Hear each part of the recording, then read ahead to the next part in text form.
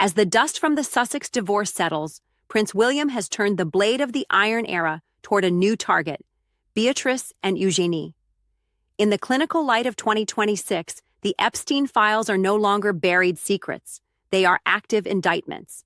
William, fueled by a cold, righteous rage, does not believe in the York sisters' innocence regarding their father's past. Intelligence suggests William is incandescent with anger, believing the sisters know far more than they have disclosed about their parents' association with Jeffrey Epstein. To William, the fact that they flew on Epstein's planes under the tutelage of the Duchess of York is a stain that cannot be ignored. The protocol of the Iron Era is simple.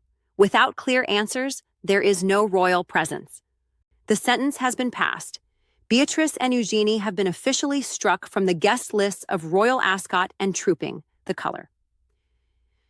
They have been pushed into a void of isolation, permitted only at private family events held at the strict discretion of William and Catherine. William's reign does not tolerate middle ground. While the sisters attempt to cling to their royal image, the palace has already cut them off like withered branches. The Iron Era does not need those touched by shadow to represent the light of the crown. Across the Atlantic, amidst a total financial collapse in California, Meghan Markle is preparing one final, desperate move.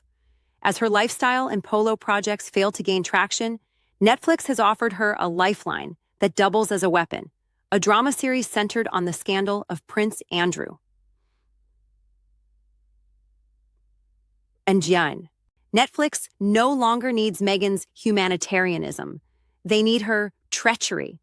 Reports indicate Meghan may sign on as a consultant or even play a role in a production designed to expose the darkest corners of her former family-in-law. It is a blood contract, a way to monetize the very secrets she once swore to protect. While Harry remains in isolation at Windsor, desperate to distance himself from Uncle Andy, Meghan is caught in a celebrity death spiral. She has no choice but to dance to Netflix's tune as they call the shots on her final remaining deal. The Iron Era is watching. William knows that every move Meghan makes toward this Andrew drama only thickens the dossier of her betrayal, justifying the permanent erasure of the Sussex line. The shadows of the Yorks and the desperation of Meghan are merging into a final humiliating chapter for those who thought they could outplay the throne. Windsor Castle was encased in a thick, sulphurous fog. Inside the state apartments, the air was even heavier. Prince William sat behind a desk of dark mahogany, the light from a single lamp catching the sharp, unforgiving line of his jaw. Standing before him, looking small and fragile in the vastness of the room, were Princesses Beatrice and Eugenie. They had come seeking a family audience with their father, the king. Instead, they were met by the Iron Era's chief enforcer. "You've spent years playing the middle ground," William began, his voice dropping to a low, dangerous frequency. He didn't look at them. He looked at a thick leather folder labeled Epstein, York, 1999-2015. "You've spent years visiting Harry in California, acting as conduits for the very woman who is currently trying to auction off our family's secrets to Netflix." "We only wanted peace, Wills," Beatrice whispered, her voice trembling. "Peace requires truth," William shot back, finally locking eyes with them. "And the truth is, you were old enough to make your own decisions when you were flying across the Atlantic on that man's plane. My intelligence sources say you know far more about the tutelage your mother received from Jeffrey Epstein than you've ever told the investigators." William stood up and walked to the window, looking out toward the guest lodge, where Harry was currently being held in sanctuary. "Harry is a broken man because he chose to marry a script. But you two? You chose to stay silent while your father plundered the royal finances to cover his tracks." He turned back to them, his expression one of absolute ostracization. "And now, I find out Meghan is consulting on a drama about Uncle Andrew, a drama that utilizes details only someone inside the York circle could provide." The sisters froze. The implication was clear. The Iron Era suspected them of leaking to the Sussex camp. "The king is tired," William said, his voice cold and final. Parkinson's is a cruel disease, but it has not made him blind. He sees that the House of York has become a negative focus that he no longer wants piled on the family. And he slid 2 documents across the desk. They weren't invitations to the Trooping the Color, they were total disclosure agreements. You will sign these. You will provide a full, concise account of every flight, every meeting, and every penny received through the Epstein network. If the answers are not clear, you will be cut off at the legs permanently. No royal ascot, no balcony appearances, no titles in the 2027 almanac. As Beatrice and Eugenie left the room, their faces pale and eyes hollow, Harry watched them from his window in the lodge. He saw his cousins being broken by the same machine that had erased him. He realized that the Iron Era wasn't just about punishing the Sussexes. It was about a total purification of the bloodline. William wasn't just protecting the throne, he was sanitizing it. Back in California, the news broke that Netflix had officially greenlit the Andrew drama. The world was ready for more dirt and sleaze. But at Windsor, the silence was absolute. The Yorks had been neutralized, the Sussexes were erased, and the king-in-waiting was just getting started. In the world of 2026, information is no longer just power. It is a nuclear deterrent. As the UK internet infrastructure struggled under the weight of the Iron Era throttles, Netflix, now calling the shots on the final remnants of the Sussex deal, bypassed every royal injunction. They didn't release a documentary. They released the lost tapes, the Montecito confessions. The footage was unlike anything seen before. It wasn't the polished, saintly lighting of the Oprah interview. This was raw, handheld 4K footage recorded in secret by Meghan during Harry's most vulnerable meltdowns in Jordan and California. The world watched in a state of collective shock as the broken spare appeared on screen, eyes bloodshot, pacing a darkened room in Montecito, sobbing about the weight of the mask. It was the ultimate dirt and sleaze that Netflix had been craving from the start. But the nuclear core of the leak came in the final 3 minutes. In a moment of absolute psychological collapse, Harry is heard whispering to an unseen Meghan about the Queen of Shadows. It's not William, Meg. It was never just him.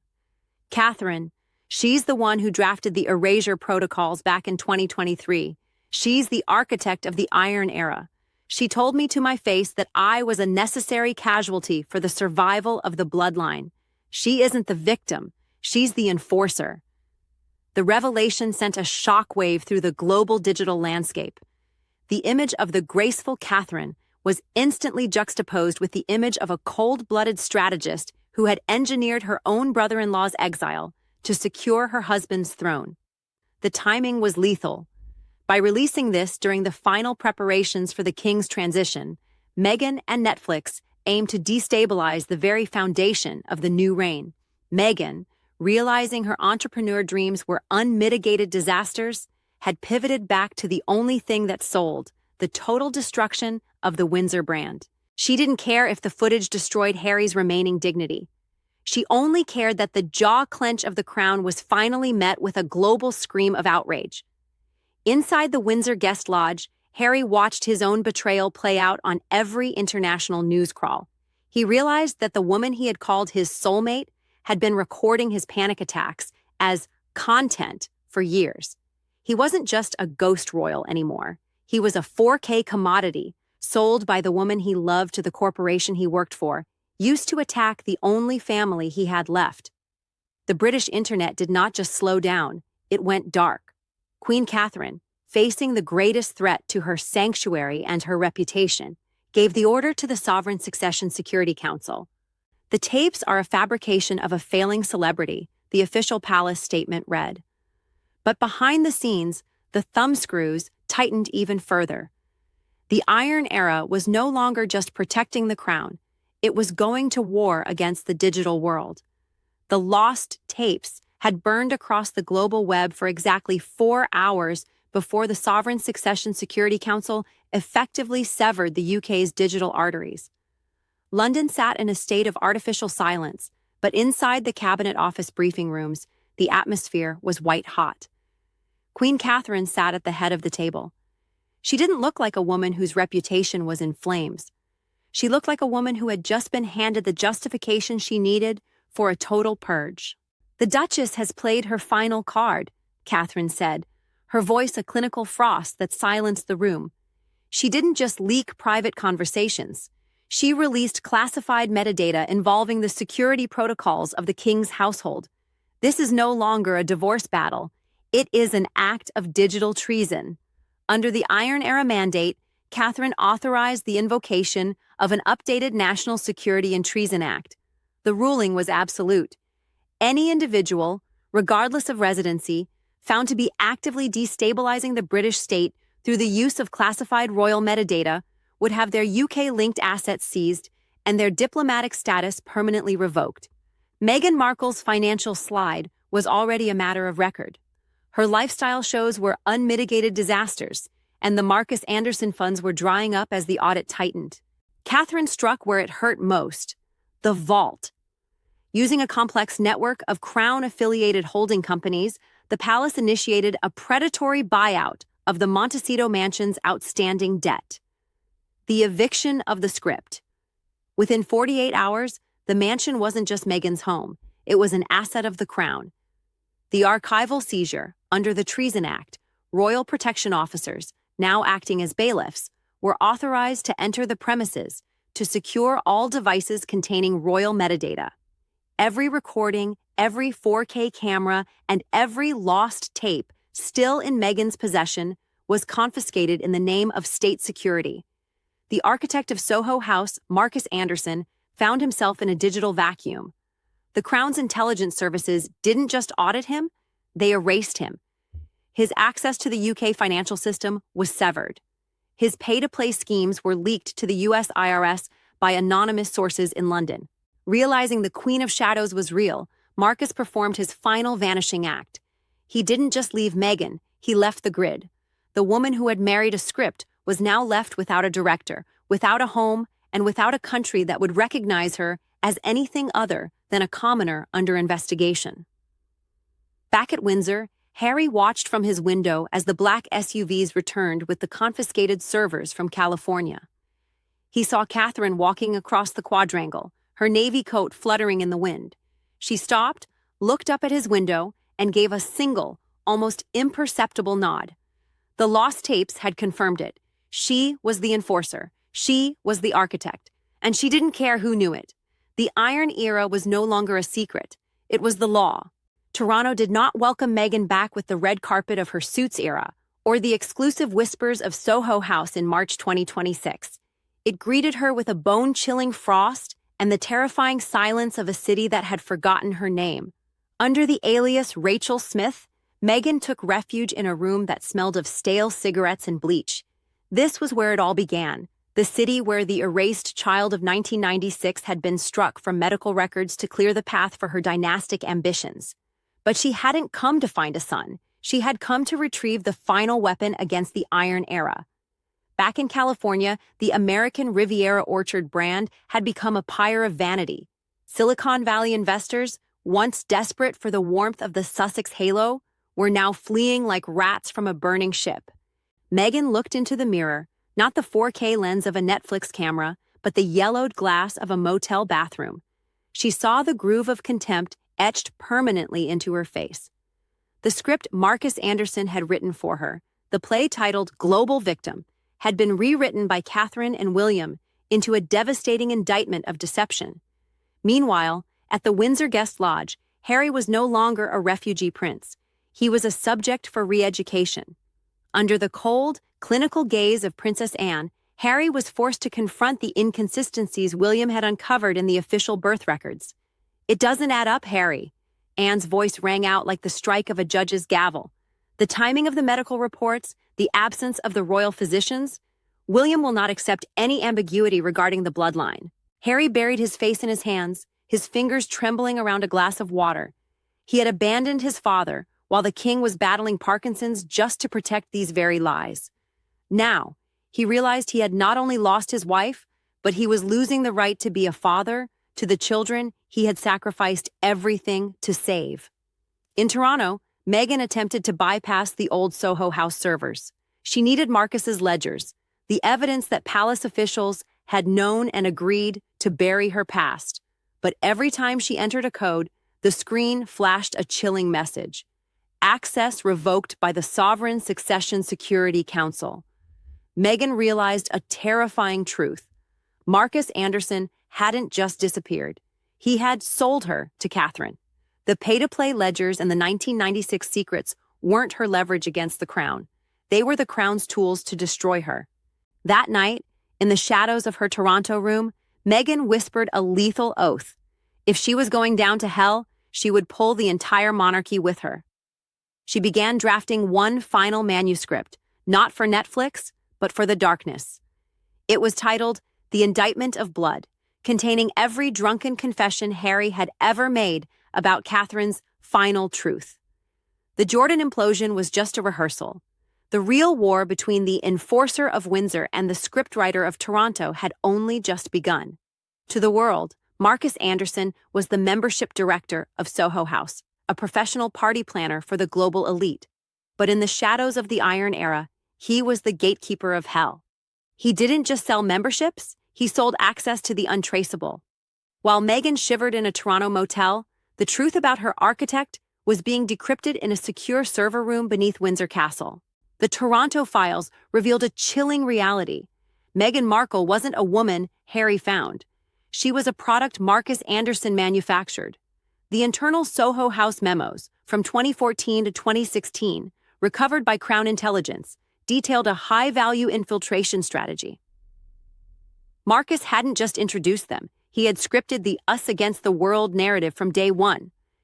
He used the pay-to-play schemes Jonathan Hale described to buy Meghan's way into the rooms where Harry was most vulnerable. Marcus knew Harry's psychological profile, the petulant child seeking a savior, and he gave him a script instead of a wife. The revelation that broke Harry's remaining spirit in Windsor was the 30 Pieces protocol. Princess Anne sat across from him, sliding a digital ledger across the table. You think Marcus was loyal to her, Harry? Anne's voice was like ice. He was a businessman. When the Sovereign Succession Security Council initiated the York audit and tightened the thumbscrews, Marcus didn't protect the Sussexes. He traded them. Marcus Anderson had been a double agent for the Iron Era since 2023. In exchange for immunity regarding his Epstein-adjacent business dealings and the Soho House pay-to-play accounts, he had provided Catherine and William with every 4K mask slip, every recording, and every inconsistency in Archie's birth records. In Toronto, Meghan finally managed to crack an old encrypted file on her laptop. It wasn't a weapon against the crown. It was a message from Marcus, recorded months ago, triggered by the revocation of her access. On the screen, Marcus looked calm, professional, and utterly devoid of human warmth. Meghan, if you're seeing this, the script has reached its natural conclusion. You were an excellent lead, but the entrepreneur rebranding was a slide even I couldn't stop. The Crown is a more stable client. They don't have mojo issues, they have longevity. I've turned over the 1996 Toronto medical records. I've turned over the lost tapes. You're no longer an asset, you're a liability. The realization hit Meghan like a physical blow. The man who had intimately known her every move, who had held her backstage in Toronto when she was just a supporting actress, had sold her to the Queen of Shadows. The Iron Era hadn't just outplayed her, they had bought the person who wrote her lines. Back in Windsor, Harry looked at the ledger.